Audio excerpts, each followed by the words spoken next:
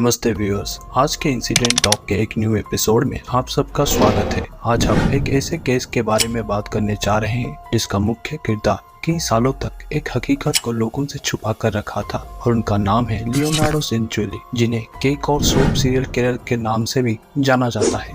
पर वीडियो को शुरू करने से पहले आपने अगर हमारे चैनल को सब्सक्राइब नहीं किया है तो सब्सक्राइब कर लीजिए और साथ में उस बेल आइकन को भी प्रेस कर लीजिए, क्योंकि आपके लिए हम ऐसे ही इंटरेस्टिंग वीडियोस लाते रहते हैं।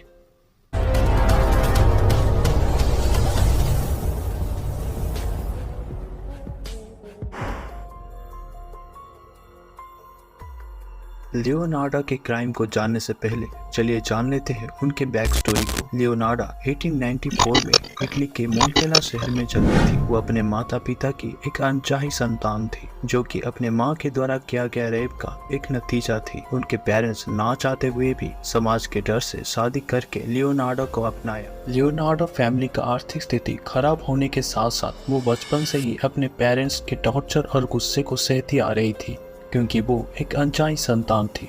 इसके वजह से वो बचपन में ही 2 बार सुसाइड अटेम्प्ट कर चुकी थी, पर उसे बचा लिया जाता है। सन 1917 आते आते उसकी उम्र 22 साल की हो जाती है और उसकी शादी की बात चलने लगती है। पर लियोनार्डो अपने पेरेंट्स के खिलाफ जाकर अपनी मर्जी से राफेल नाम के एक इंसान से शादी करती है और इसी बात से उसकी माँ इतना गुस्सा होती है कि उसे बददुआ दे देती है। और उस जमाने में अंधविश्वास टाइप की चीजों को ज्यादा सीरियस लिया जाता था, तभी लियोनार्डो इस बात को सच मानकर हमेशा डर के साथ जीने लगी थी। इसके बाद उनके लाइफ में बहुत सारे उतार चढ़ाव आए और इस बीच वो 2 बार शहर भी चेंज कर चुके थे। एट द एंड वो इटली के कुराइक्यो शहर में रहने लगे। लियोनार्डो बहुत ही अंधविश्वासी तो थी ही, उसके ऊपर वो हमेशा एक फॉर्चून टेलर लेडी के पास जाया करती थी। वो उस लेडी के बातों से बहुत ही इन्फ्लुएंस हुआ करती थी और उस लेडी ने एक भविष्यवाणी भी किया था, जिसके हिसाब से लियोनार्डो अपने सारे बच्चों को जान से खो देगी। आप जानकर हैरान होंगे कि लियोनार्डो अपने जीवन काल में 17 बार प्रेग्नेंट हो चुकी थी, जिसमें तो 3 बार मिसकैरेज हो गया था और बाकी के 10 बच्चों का किसी बीमारी के चलते कम उम्र में ही मौत हो गया था। और बाकी के 4 बच्चों को लेकर वो हमेशा ओवर प्रोटेक्टिव रहती थी, जो कि नॉर्मल था, क्योंकि इतने बच्चों को खोने के बाद कोई भी ऐसा करता।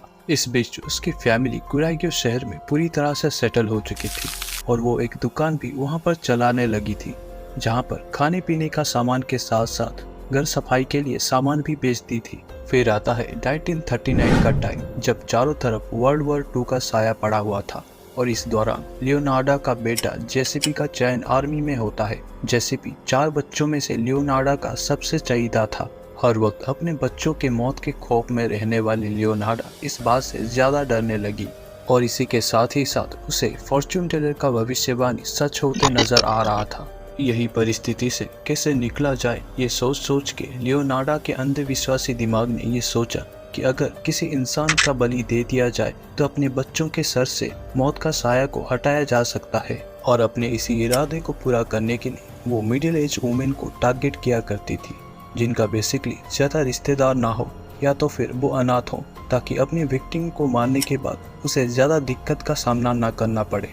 अपनी दुकान चलाते वक्त उसी मोहल्ले के लोग अक्सर उसकी दुकान में चर्चे के लिए आया करते थे और लियोनार्डो को अपना पहला शिकार फोस्टिना उन चर्चे में आते हुए लोगों में से ही मिल गया था। फोस्टिना, जो कि शादी करने के लिए एक पार्टनर के तलाश में थी, वो अपने सोल्यूशन के लिए जब लियोनार्डो के पास आई, तब लियोनार्डो को यहाँ पर अपने रिचुअल के लिए एक मौका नजर आया। तभी लियोनार्डो ने ये सोचा कि क्यों ना इसे एक इमेजिनरी पर्सन के नाम से फंसाया जाए। फोस्टिना, जो कि मैरिज करने के लिए एक पार्टनर को ढूंढ रही थी, वो लियोनार्डो के बात में आकर उस नॉन एग्जिस्टिंग पर्सन को मिलने के लिए पोला सिटी को जाने के लिए तैयार हुई। पर लियोनार्डो ने ये बात किसी को भी ना बताने का बोला। जिस दिन फोस्टिना पोला शहर को निकलने वाली थी, तब वो आखिरी बार लियोनार्डो से मिलने को आई और उसी वक्त लियोनार्डो ने उसे वाइन का ऑफर किया, जिसमें कि पहले से ही बेहोशी का दवा मिलाया हुआ था। उसे पीने के बाद जब फोस्टिना पूरी तरह से बेहोश हो गई, तभी लियोनार्डो ने एक कुल्हाड़ी से उसको मार के उसकी बॉडी को क्लोजेट में छुपा दिया।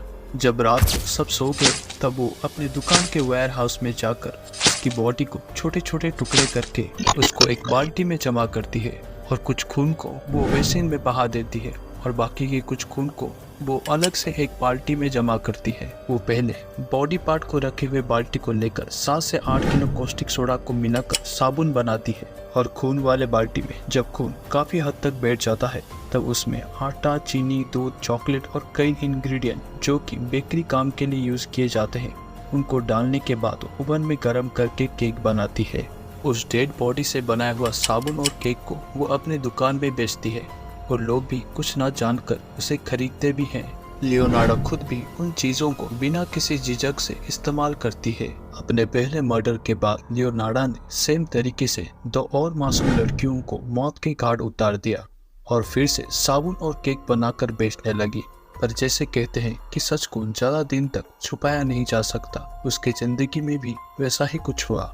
अपने तीसरे टारगेट वर्जीना नाम की एक लड़की को मारने के बाद उसके फैमिली ने जोर शोर से उसकी खोज में लग गए थे और अंत में ये पता लगा कि वर्जीना को लास्ट टाइम लियोनार्डो के घर में देखा गया था। जब घर की तलाशी अच्छी तरह से लिया गया तब लियोनार्डो ने अपना जुर्म कबूल किया और सारा सच उगल दिया। उसके मोहल्ले वाले ये क्राइम को जानकर जितने सदमे में थे उससे कई ज्यादा सदमा उन्हें तब लगा जब उन्हें पता लगा कि वो डेड बॉडी से बनाया हुआ सोप और केक को कई टाइम से यूज करते आ रहे थे।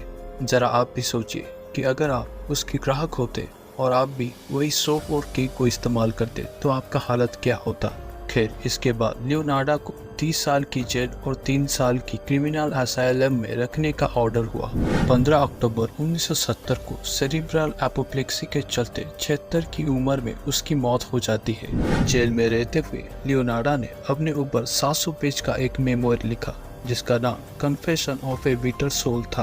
अभी भी रोम के क्रिमिनोलॉजी म्यूजियम में लियोनार्डो के द्वारा इस्तेमाल किया गया हर एक हथियार और कुछ तस्वीरों को रखा गया है। आज भी अगर रियल क्राइम स्टोरी को कोई स्टडी करता है तो वो लियोनार्डो सेंचुरी के केस को सबसे पहले जानता है क्योंकि ये केस अभी भी बड़े चर्चे में है। खैर, आज के इस वीडियो में बस इतना ही। आपको हमारा ये वीडियो कैसा लगा कमेंट में ज़रूर बताना और अपने करीबी दोस्तों के साथ ये वीडियो को शेयर करना ताकि उन्हें भी इस सीरियल किलर के बारे में पता चल सके।